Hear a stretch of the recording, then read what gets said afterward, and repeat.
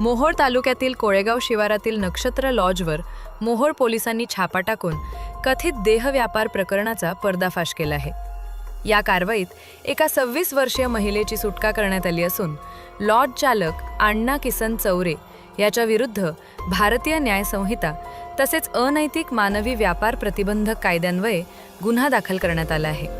पोलिसांनी दिलेल्या माहितीनुसार 31 जुलै रोजी सायंकाळी 6:40 ही कारवाई करण्यात आली।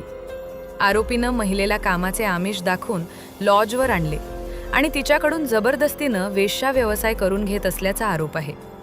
तसेच तिच्या कमाईवर स्वतःची उपजीविका करत असल्याचेही फिर्यादीत नमूद करण्यात आले आहे।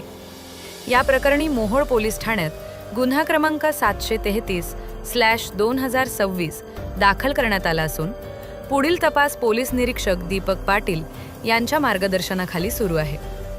दरम्यान या प्रकरणातील आरोपांची न्यायालयात सुनावणी होणे अद्याप बाकी आहे।